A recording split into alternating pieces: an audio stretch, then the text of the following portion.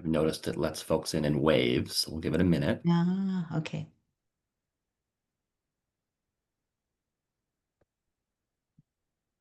I asked our Zoom tech person why that was, or account Hmm. rep, and he said, so it doesn't crash. And I'm not sure if that was an actual answer or just something plausible to get Wow. set. Yeah, I've never heard of that. Yeah. Yeah, it's letting folks in threes and fours. Huh. Okay. And YouTube is working, as is the recording. Wonderful. Well, good afternoon, everybody. Good morning was on the tip of my tongue, but the clock has struck 12. Thank you for joining us for a webinar that the Minnesota Association of Library Friends is calling Different Roles, Shared Goals. I believe we have the largest registration list today of any MALF webinar or workshop from the past year or maybe more.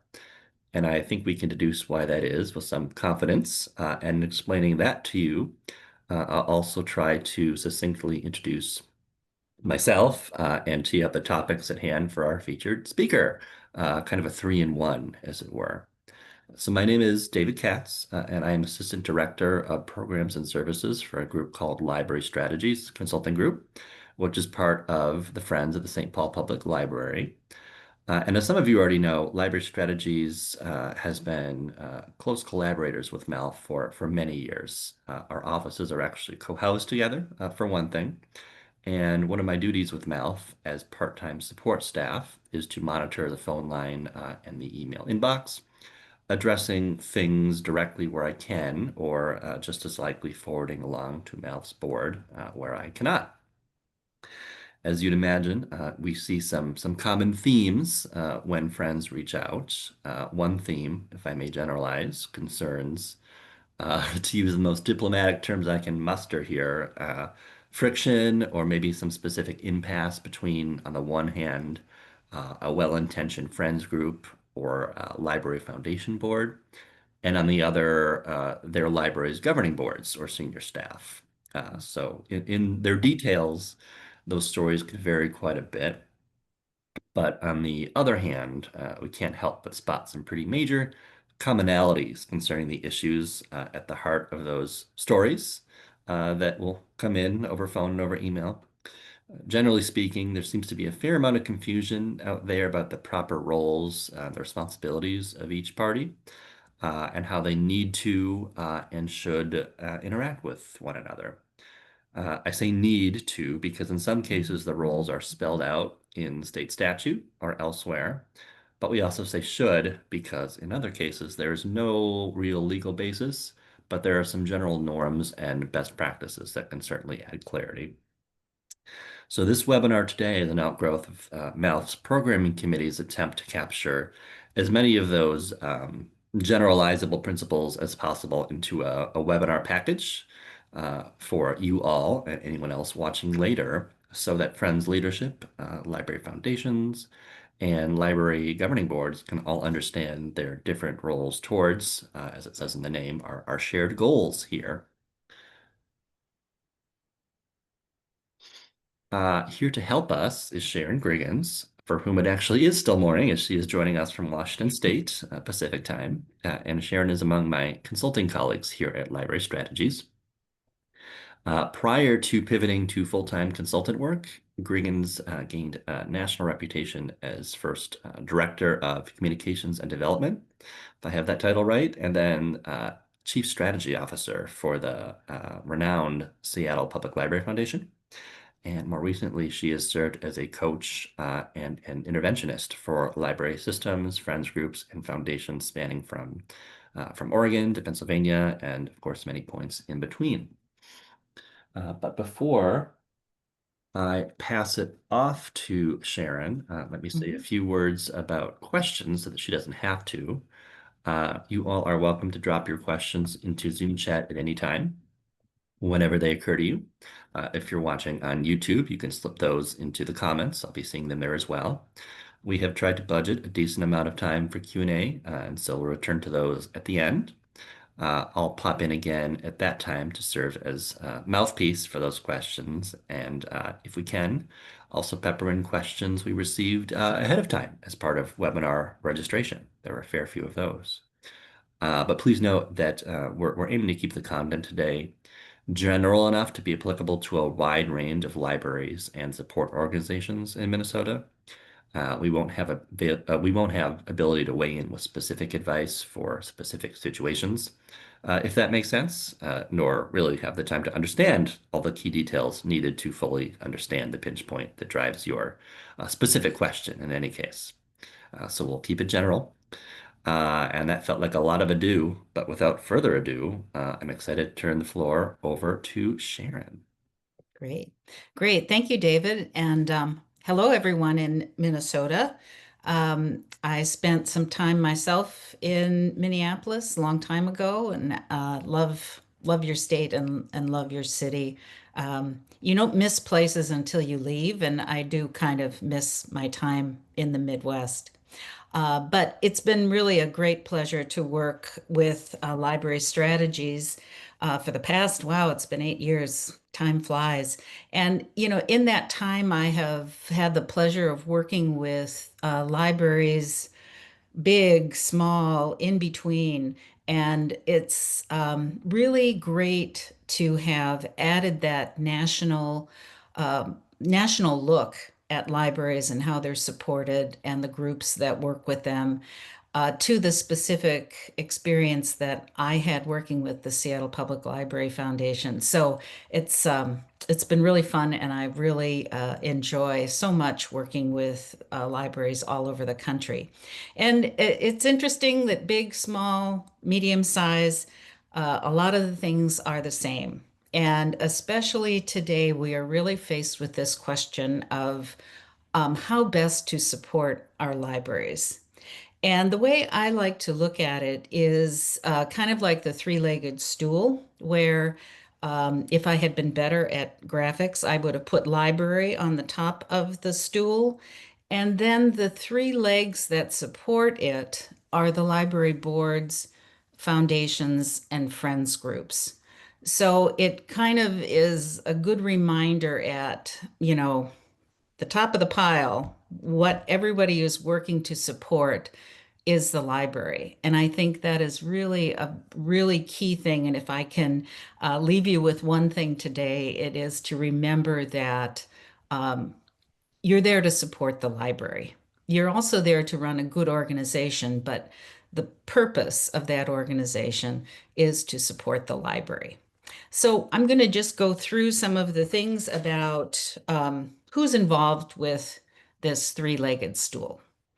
So the first is really the library director and the staff. And the role of your library director is really, the overall management and operation, the staffing, the services, the resources, the programming, everything that goes on in the library. Uh, the library director needs to develop a strategic plan for the library, also to work a budget towards that plan. And it really is that person has to be a liaison with not only the support organizations, those three legs of that stool, but also looking at things like government, that it could be that the library director may be appointed or have to work with the city officials, mayor, city council.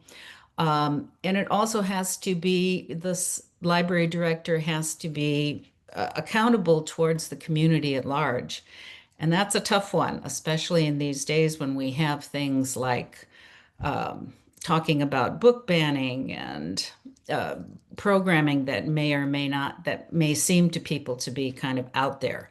So the library director has a huge job, and that's one of the reasons that we really have developed these organizations to help the library reach out in the community and provide the best services that they can. Okay, the next one would be the library board. And this would be The group that the library director reports to. In some cases, the library director also may report to a city official or committee. But the role of the library board is to hire the library director and evaluate that person every year. And this is the board that really is also creating policies and procedures for the library. So if there are questions about, um, ADA accessibility, if there are questions that really go to what are the policies of the library in terms of fees and fines, those are the kind of decisions that really are affect the average library card holder. Those kind of questions go towards the library board. Also advocate for excellence and adequate funding of the library. So they are big time advocates to governing bodies, could be the legislature, could be the city council, could be even nationally, that to have a adequate funding for their libraries. They also are kind of the library law, state and federal. They have to abide by whatever state and federal laws are in place regarding the library board, and also importantly have to provide the financial oversight of the library budget. So the library board is really more involved, I would say, in the day-to-day operations of the library and the library director, because they really are the governing board for the library, even though they also are a support group and they do a lot of advocacy, especially when it comes to advocating for a good budget for the library. Okay, next we have these library board members are usually elected by the community or appointed by a government official. I'm sure there's a variety of ways that um, this goes on in your different communities. Some people run for library boards as an elected official. Other people are appointed. For instance, in Seattle, our library board is appointed by the mayor and confirmed by the city council. They usually serve a specific term, and they are usually involved in advocacy, not so much in fundraising, even though if they're a really good library board member, they're going to be also donating and participating in fundraising events that are put on by the foundation or friends or whoever in the community. So the library board members, you kind of see what their role is, what their responsibilities are. Okay, next, going into the Library Foundation. And I'm not sure, David has told me that there are not so many foundations that are here with us in MALF, but I do want to talk about it because that's a lot of what is coming, the up and coming thing is that libraries are having foundations. And so let's look at their roles and responsibilities. Now, these are 501c3 nonprofit organizations, and they have to file necessary paperwork to maintain that status, turn in their annual reporting for maintaining that status. Now, their goal is to supplement library funding. And a lot of people say supplement, not supplant. And this is a kind of a tricky way to explain that they're not going to pay for the electric bill. They usually don't raise money to pay for very basic services that are involved in keeping the library open.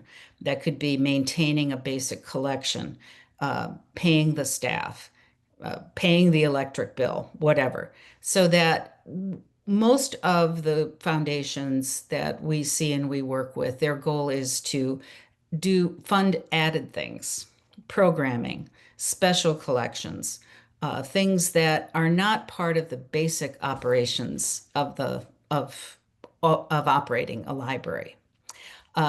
A foundation's focus is on fundraising for the library, especially with major donors, corporate donors, and foundation donors. And I kind of like to say, they're kind of really addressing the bigger givers in your community. And it could be that a corporate in your area, a corporation in your area would like to give a larger amount of money to fund programming for a large thing. It would be one of the things that the foundation might want to be responsible for to get that donation, make sure it is used. Uh, the foundation also provides financial oversight for its own budget and operations. It is not really concerned with the library's budget, but how the foundation's budget and operations go. They manage endowments and other special funds. And this also goes to, we'll talk about it before, on the next slide, that foundation people probably need a little bit more knowledge about financial endowments, managing stock portfolios, and that kind of thing. And the foundation hires and reviews an executive director. Now, not every foundation has a staff, but when they do, it would be the library foundation board that would hire and review the executive director and how they're going. Okay, in the next slide, David. So foundation board members, these serve voluntarily. Sometimes they have specific terms. They attend meetings or should attend meetings, and their main function is to support the foundation's fundraising events and campaigns. Foundation boards are fundraising boards, and everybody should be people who get involved should know that right from the get-go. Also can participate in advocacy and community engagement activities. So they are, big supporters of the library, really addressing probably the larger givers in your community, and may also have specific expertise in things like how to manage a stock portfolio, um, larger gifts, planned giving, um, just a higher, I don't want to say better, it's just a higher level of fundraising expertise than normally a smaller organization would have. Okay, next let's go to the Friends. And these are in library land. These are really the grassroots community boosters. Also, may have a long history with the library. Library foundations are kind of relatively new on the scene. Many started in the 90s and the 2000s, but Friends organizations have been around a long time, and probably many of your organizations have been around since the 40s or the 50s and have a really long-standing status in the community, that well-known and very, very well known and have a good reputation in the community. Most of the Friends organizations that I see in the libraries now they're all 501c3s with tax exempt status, just like the foundation. And fundraising is the usual focus, but some exceptions exist. Now, the way that they raise money, Friends raise money, is different. And that's the key thing between foundations and Friends, is that most Friends organizations raise money through a membership or dues structure. So you will have an annual, please join the Friends kind of campaign that would raise money through becoming a member of the Friends. And that's it's a different kind of mindset, I think. Also, a membership or dues are usually are small. There's not much of a, it's not going to cost you $1,000 to join the Friends. It may cost you 5 or 15 or 25. So the main thing that Friends organizations try to do is to involve the most people they can as kind of small donors and supporters for the library. And I can't stress enough how really important this function is. Um, to get people to say, to put some money down and say, I support the library is a very, very valuable thing in your community. So I think friends groups are really a key kind of support to of the library. And going back to our stools with the 3 legs, the Friends have a very strong presence in the community, and they really have that entry point for people who want to do more than just come and borrow books. They want to say, I support libraries. And with a very low level of a very low barrier to participation. So I think that's why friends groups are really wonderful to have in the community. Okay, what are the friends? What are some of the things about friends? They serve voluntarily. Sometimes there's a specific term, sometimes not. People may serve on the board of a friends organization for a long time. Um, Members may also serve as the volunteer workforce in the library. This is another real difference between Friends and Foundation. Many Friends are really an important workforce as volunteers in the library, or may volunteer to do a very specific thing within a library, like run a used book store operation or annual book sale for the library. So they are also active volunteers as well as just a support organization. The Friends activities run the gamut, but they are also usually very large kinds of things like book sales that take a lot of manpower, woman power to pull off. So these again are fundraising activities that have a low barrier. You know, coming to a book sale and buying books, you know, that's a really great way to get people involved with the library and supporting the library in a with a low barrier type of thing. Friends tend to prioritize smaller monetary contributions. And as I said, you know, they really throw the net out and say, come and join us. It doesn't cost much. Just be part of our organization to support the library. And often, again, the Friends organizations are also involved in advocacy, just like the foundation and the library board. And that we'll talk about a little bit later, but that's a really common and very important, especially now, very important role for all 3 legs of that stool. Okay, so how the big question, the $64,000 question is, how do these groups work together?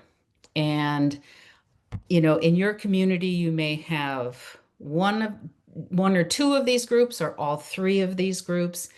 And so it's very, very important to think about how we can all do our best work to support the top stool, part of the stool, which is the library. Okay, let's go into how we work together. So it's really a very simple there are simple precepts or simple steps or information I can give you, but it's challenging because we're talking about organizations that are made up of individuals that um, have a great love for a common thing, but may have different ideas about how to get there. So I think the first thing to think about is remembering your overall goal. What is it that your organization is set up to do and does best? And the overall goal is support of the library. And I think why I underlined the second bullet point is that everyone has to remember that the library is your one and only client. So it may be that you have a new library director that has set a different set of priorities than may have the previous director may have. That is the library and what that person is steering that library to do. That is your goal now. That is what the library wants to do and is doing is really what you have to focus on. It is not your place to say, you can, of course, voice your opinion, but the library director, in concert with the library board, sets the direction of the library, the priorities, the programming, whatever. What you are doing is supporting that goal. And that's a tricky thing to to navigate sometimes, especially when you have a change in direction, a change in policies, a change in how things are going. It becomes tricky. And so I think that's why the next bullet point, being open to new ideas and new ways of operating, is really important for each of these support organizations. It could be that there's a new director or the director wants to do something different. Give them that chance, give them the support. You really are working for the library. And so, and you are trusting that that library director is taking the library in the direction that it should be, because that the library director has been hired to do that. And it is your job to support that person. Okay, and the last bullet point is, oops, go back, David. Oh, you can't always get what you want. And this is, again, sometimes when there's friction, you have to know, I'm not going to get this. We can't go in this direction any longer. We may need to make a change. So once again, going on to being open for new ideas and way of operations, and you can't always get uh, what you want the way things have always been done. Okay, next one. I think the biggest other biggest thing that's really important to look at when you're looking at these three different organizations that are supporting the library is really good, what I talk about, staying in your lane. And first thing is doing what you do best. Um, Book sales. The book sales are fantastic. Um, I think it's really important to find what your sweet spot is, find where you are successful, and just focus on that. Um, so we've had some situations where, usually a foundation might have a larger kind of event with a bigger price tag, say a gala or a expensive dinner. That might be the foundation's lane. Might not be such a great idea if the friends also decided to do a gala or big dinner, something like that. And in or some sort of campaign, endowment campaign. Those are usually taken by the foundation. If there's not a foundation, the friends do that. But if the foundation is really looking at building endowments, well, let's not have the friends start an endowment campaign as well. And I've seen that in libraries. So it gets very confusing, especially to the public, and we'll talk about that a little bit later. That now who did I give that money to? Which endowment? Is it the Friends? Is it the foundation? So it really is focusing on what you do best. Another area would be kind of legacy giving. People who put the library in their wills, and who should manage those legacy funds? Who is set up to do this the best? I would say the foundation probably would be the better place to do that because they have the expertise with financial investing and whatever. Um, but sometimes friends need to do that. But do what you do best. I think collaborating when you can is also really, really important. And I think the one thing that as we went through the roles and responsibilities of each of the groups, advocacy is the one common thread. And so when you need to have the legislature hear from you, it's got to be a coordinated effort with the Friends, the foundation, the library board, because each of those groups can do advocacy, and you need each of those groups. You need everybody, all hands on deck when it comes to advocacy, both locally and statewide and even nationally. Very important to coordinate and have everybody involved in advocacy. And that's going to be, it's a very, very important thing these days that may be new for Friends and Foundation is to mounting and thinking and talking about advocacy campaigns to have better support for your library in city budgeting, state budgeting, national.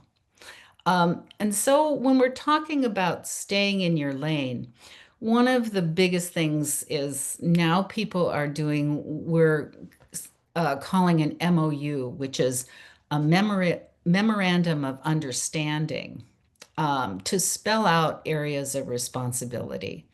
So if you are experiencing a little bit of, well, is this my role? Is it foundation doing this? Or you are kind of you're thinking there's too much people doing the same thing, that you might want to do an MOU to spell out the areas of responsibility. And usually the memorandum of understanding is between the organization and the library. So it could be that, for instance, the library says, um, memorandum of understanding with the foundation is that all legacy gifts will be administered by the foundation. And it that just kind of draws the lines between organizations and what their priorities and responsibilities are. Friends groups will be have a book sale, and it will, that kind of thing. So it spells out the relationship between the library and the organization. It isn't like between the library and the library friends group and the library foundation group. It's more to the library, so that the library is really saying, okay, this is your lane, this is your lane, this is your lane. So I'm sure we can talk about more about that when we have our time for questions. Okay, next slide is, and this is, the key thing. Communicate, communicate, communicate. For years, I was in public relations and whatever, and if if I went into any organization, the very number one thing is, oh, we don't communicate. We don't know what people are doing. We just hear about it later. So I really, really recommend that if you do have these different support groups working with the library, it'd be great to have regular informal meetings with the library director, a representative of the library board, representative of the library foundation, representative from the Friends. That could be once every 3 months. Get together for coffee or a sandwich and just say, what's going on? What are we doing? Because so often people will say, oh my God, I didn't know that the Friends were having a big dinner that costs $100 a plate. I mean, the foundation already has an annual dinner. they might, if you don't hear about what's going on in each organization and also what's going on at the library, you can really get into trouble. And so I think having these regular informal meetings between the three organizations would be very valuable. The other thing is sharing information between organizations. And I talked earlier about there could be some kind of confusion within your community about friends. I'm on the friends. That means I'm in the foundation. Is that what am I? And I think if you can spell out the differences between the friends, the foundation, not so much the board because people usually understand that and it's a smaller and more, distinct function. But if you could say in your newsletter, in your emails, in your social media posts, web pages, whatever, the friends, their mission is this, to hold an annual book sale, volunteer for the library, those kind of things. The foundation may be a little bit different, providing funding for larger programs in the community at the library. So I think there's a way to always keep communicating what your specific um, what your specific role is and what you do on all of your communication vehicles. And I think it's managing expectations within each of your group. And I guess I think about managing expectations is like, well, we can't really tell the library director what to do. We can't really, we can't do that. So I think managing expectations in that our goal is to support, our role is this is what we do, and our monies, our support, our volunteer work, our book sale proceeds, our corporate donations all go towards the library. And we have to expect that we can't really direct those direct those things or withhold those things because there may be a problem there.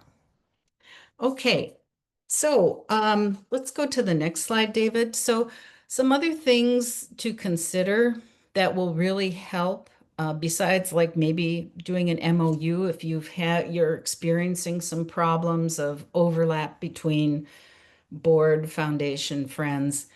Um, we talked about the MOU, but another thing to consider is really a good orientation um, for each support group so that everybody knows right from the outset that this is the role and responsibility of each. That so that right away, it's another way to manage expectations that the role of your support organization, how it functions, what it does, where money goes, how it is distributed, all of that, people need to understand that right up front. So I think a good orientation for both the library board, foundation members, and friend members is really, really good. I think the other thing to really be cognizant of is the national trends about how libraries support organizations operate. And I think, you guys are already halfway there by being part of the MALF group, which I'm sure David and others keep you up to date on how library support organizations operate, the trends in those groups, what people are trying, what successes, what failures are out there. I know right now a big topic, or it was David and I were just talking before, a big topic is, do we merge foundation and friends? That's what a lot of library support organizations, that's one of the things they're struggling with right now. So that is what I have to present. And I've seen some questions pop up, but maybe if we could get to those now, David. Yes, I've been collecting a fair few, and I'm trying to bunch Mhm. like so we can make optimal Great. use of our time here. I'll start you off with what might be a softball, Sharon. We got Good. this among Love those. pre-submitted questions. Yeah, yeah, who doesn't, right? Yeah. We got this among the pre-submitted questions, and somebody a moment ago asked a version of the same, which is about that memorandum of understanding. I'm wondering how those are distinct from other governing documents, things like policies, bylaws, how they're different and how they fit. I think, well, it is just kind of a contract between the two organizations, the library, as I said, the library and the organization. It can be something that you have for a specific amount of time. It is not something, it's like a contract, basically. And put your 2 cents in here too, David. But it's more a outlining of roles and responsibilities that is, you know, I don't know, the police are going to come and get you if you if you violate those, but it's just a clear understanding, like a contract of what is expected from both parties. And it works both ways. The library, talking about book sales, the library um, will agree to house books or to store books until the book sale, things like that. So it's an understanding between what the library will give and what the friends will give.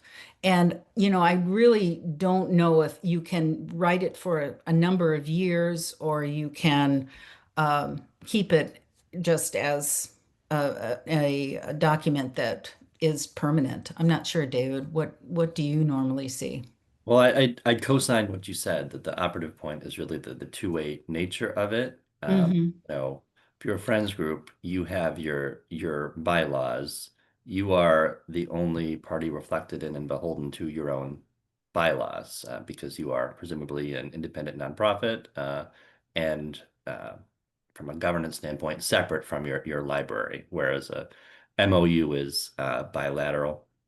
In some cases, we see it listed as an MOA, with the A being agreement, memorandum of agreement, and that can kind of clarify or confuse depending on your local context. But yeah, it is like a contract or an agreement. I think we have seen one or two with a sort of sunset clause or Hmm. a term after which terms will be reevaluated, but that I'm confident saying is the minority of them. Hmm. Great. Let's see, this next question, or again, sort of a question set. I hope you recognize your question in this because I'm kind of Frankensteining some things together. Different people wondering if it's appropriate for a library director to sit in on Friends meetings. Some chatter about there being mixed messaging out there about the value or the detriment of that practice. Hmm. I guess in my opinion, it kind of falls under the communicate, communicate, communicate heading in terms of I see this so much in libraries that I've worked with across the country that the library director is an ex officio member of the Friends and the foundation. Obviously, not the library board because that's more of a governmental organization, but I would err on the side of having that person in the room and hearing the same things people are hearing. They're not a voting member, but they are there to provide, and many times, context and information that might be missing. If you are making decisions and you don't know, you can always turn to the librarian and the library director and say, you know, how would this work? What do you think? I think it's just a much better, more efficient way when if that person is part of the organization, not a voting member, doesn't make decisions, but is there to provide context and information. Ex officio was the term that was on the tip of my tongue, and I couldn't think of it. So thank you Yeah. for pulling that Yeah. out. Yeah, I do feel like that is probably the norm, and dare I say the best practice to have the library director kind of have an open invitation, but clearly prescribed rules to that engagement. I think where it is a big issue is if the library director expects to have something akin to voting privileges, because that is an issue, compromises the nonprofit's Hmm. independent integrity. But Right. sometimes you'll see an MOU that clearly spells out that at minimum, the library director is expected to report to the Friends or the foundation, if not Hmm. quarterly, then once or twice a year, about their hoped for spending priorities or Right. providing accountability that Friends' monies were spent in the ways mutually agreed upon. And then in other cases, there is a clause or other, dry language that essentially says that yes, the library director is automatically an ex officio member of the Friends board without any voting privileges. Right. I think what you really are putting a really good point there, David, in terms of it's not just a one-way street in terms of reporting. It's the librarian also reporting on what, giving the group information. It's a way to share information about what's going on in the library, having that person as part of a board meeting and doesn't have to come every single time, but at least 2 or 3 times a year to report on Mhm. what use of funds and priorities, upcoming priorities for the library system. Yeah. All right, I'll crosswalk to this next uh, duo of questions that maybe ties to the last in terms of, oh, this is where the friction actually came up, and is the director supposed to be here or not, and what are they supposed to be doing?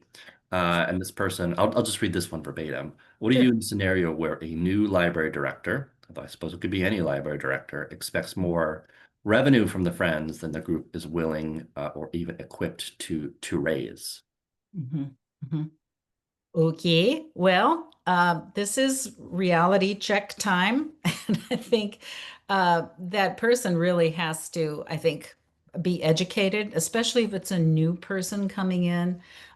They need to be educated about how your group operates and what their abilities are and what, frankly, they can't. So I think just a review of this is what I would do, my opinion only, but I think it really is an education process to say, let's look back over the last 3 years and what our support group activities have been and what have been the results of those. And this is, you know, what this is our track record.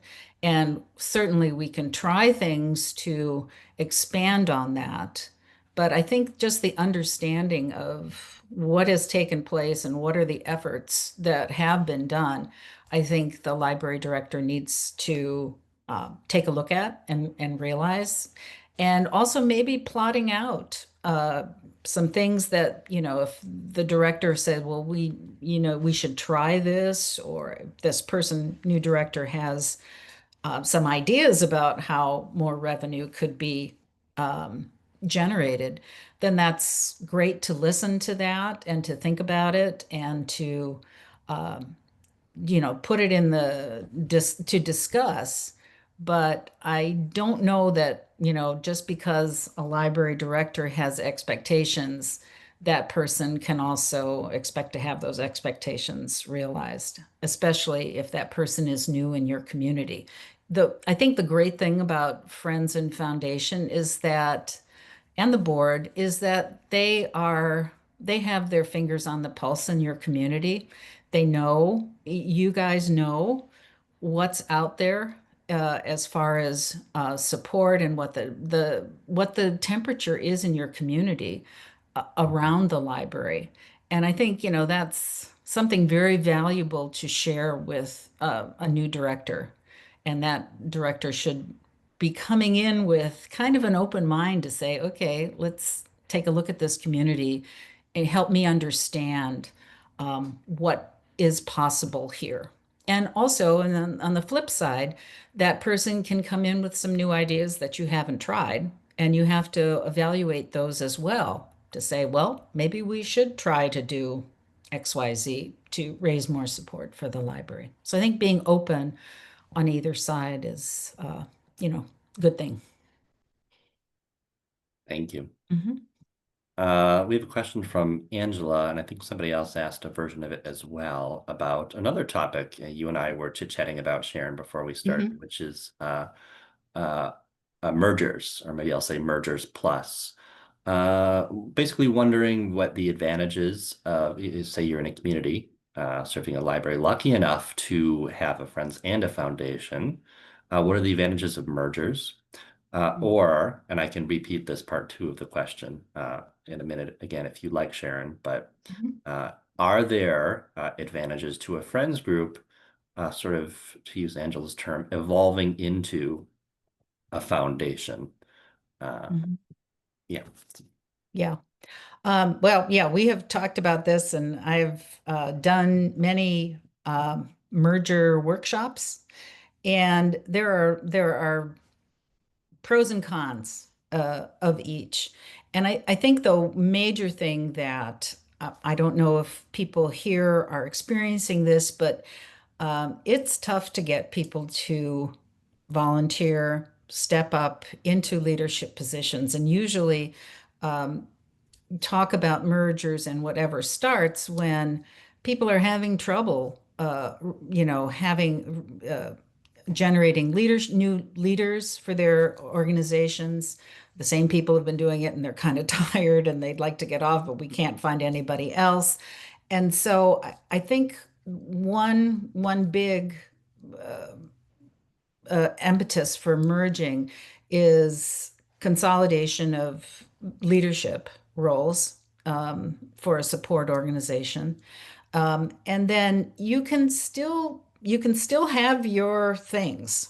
If you do merge, say you have a book sale, and the foundation doesn't ever do a book sale, you merge and okay, there's a book sale committee within the foundation and friends group. It doesn't mean that you have to give up things, but it just really consolidates the bandwidth of your leadership, helps the library director, maybe not have to go to two meetings, go to one meeting with supporting, and that doesn't sound like a lot, but it to have one support group rather than two to talk with and communicate with and to be part of is sometimes more difficult. Um, I think it gets down to, maybe we don't have enough people to lead both organizations. Our membership is dwindling, and maybe we want to stop that Friends membership type of campaigns and things and put it together so that it will be just one support organization. The other thing that it does is alleviates the problem of, well, is it Friends? Is it Foundation? Who am I giving money to? You are just supporting the library as a part of the Friends and Foundation of the library. It makes it easier for the average person who wants to support the library to just send money or volunteer or whatever. That was kind of a scattered answer, but anything else, David, that I No, no, missed? on point. We certainly do hear that anecdotally from library strategies clients, don't we, Sharon? Hmm. Hmm. That they'll have donors, potentially major donors, who are non-responsive to a giving campaign. And when probed, will say, well, I already gave. No, they gave to the friends and not the foundation, or vice Hmm. versa. Hmm. So in the minds of the patron and the would-be donor, uh, the differences are not necessarily as obvious as they are for those of us inside the tent. Right, right. You mentioned book sales in passing there, Sharon, and I wonder if that's at the root of this next question, which is how do you tackle shared spaces? Jackson asked about it in the chat, and somebody else says, and this Now I'm reading from the pre-submitted text to another Mhm. question. In our case, the Friends uses a lot of our space, so ostensibly a library staff member is asking. And that space would be useful for public services. Mhm. However, the Friends provide significant financial support, dot, dot, dot. So Yeah, that lies yeah. the tension, right? Right, right. And this is, yeah, this is an age-old question because it takes up a lot of space to get those, to store those books and whatever, and space is usually at a premium in any library. I think this is another thing, well, it could be addressed by an MOU that coming to some understanding about what spaces are and aren't available. Um, and it's really a problem you kind of have to wrestle with and with the library director and the library staff. Um, and taking a look at, okay, what is the our book sale generates X amount of dollars. We can't really afford to rent a storage space or whatever. Um, so how do we it's a problem that you kind of have to solve by looking at all the pros and cons. The one thing that a lot of people have done is go to the community to ask for space, a pro bono space that somebody could rent to you for, $1 a year or something like that. Of course, that also gets into transporting things and uh, could add to problems, but it also could be a possible solution. Um, or having, I've seen many people now in libraries just having a book cart out there with used books and on the honor system, please add $1. If you're taking a book, please take, $1, 50 cents for paperbacks, something like that, so that it doesn't amass this, you don't need this huge room to store books in when you have your book sale annually or something like that.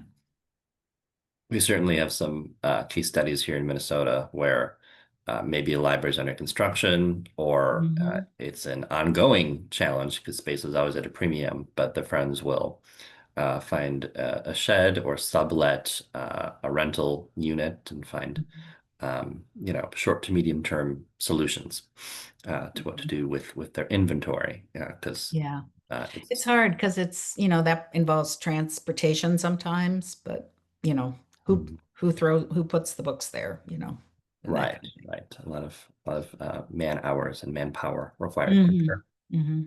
Hmm. Um, okay, so this next question comes from the Arrowhead region. I don't know if you've ever been to northern Minnesota, Sharon, I by have. the Boundary. Have you? Yes, Hmm. yes. Hmm. A beautiful library in the shadows of the Boundary Waters. Wonderful. And they do not have a friends group, Hmm. but have some due diligence questions kind of forecast into that future. Hmm. And if you're setting up a friends group from scratch, what can you do from the beginning to set out on the best possible foot forward? I think one of the best things to do is turn to people like you, David, and MALF, because I'm sure you have bylaws and things that you can copy. I mean, I think the first thing is to really somehow get down on paper what it is you want to do, what you would like this organization to be like.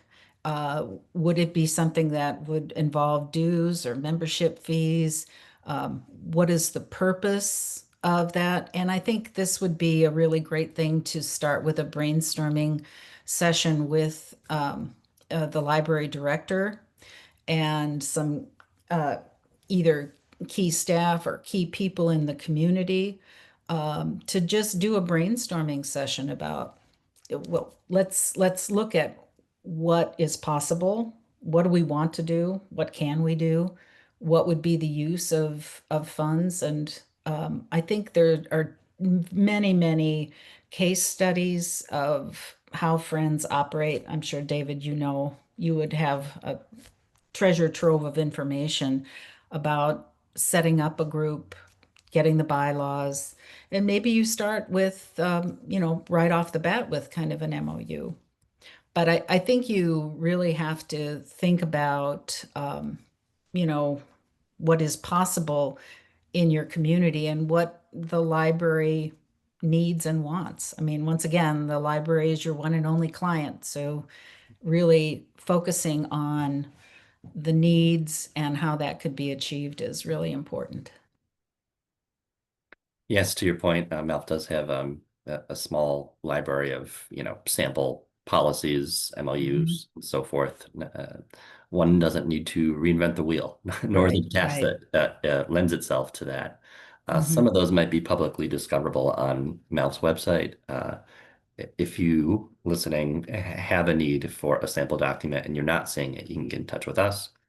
Hmm. Additionally, and this is relatively new news, but State Library Services, our state library, Sharon, Hmm. just this year started a partnership with United for Libraries, Oh, the great. Friends and Trustees arm of the American Library Association, to unlock, I forget what they call it, but a big suite of e-resources that are now available to folks who are in Minnesota, that really clarifies a lot before you'd even necessarily think to ask it.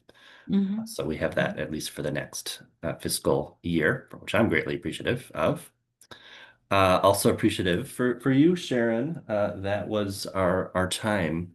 Okay, great. Very, very helpful. I did, of course, not get to all the questions we could have gotten to.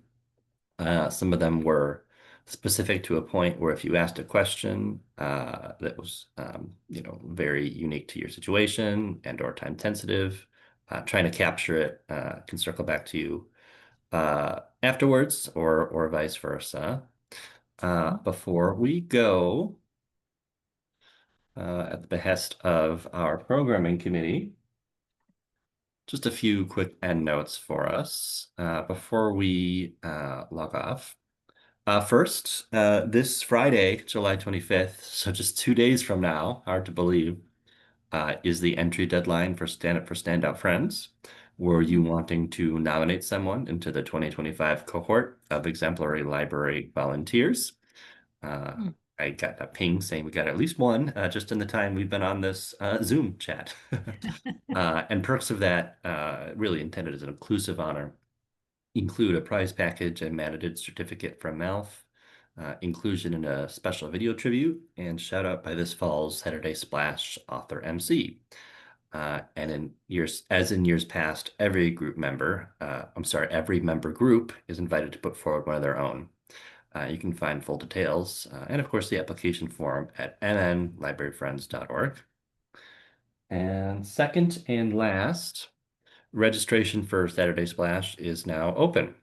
We hope you can join us on the morning of Saturday, October 11th for MALF's online, as we've taken to calling it mini conference. If you have not joined us before, you're probably wondering why we call it Saturday Splash, aside from the obvious fact that yes, it's on a Saturday. That's because MALF's half-day itinerary includes kind of a splash of this, a splash of that.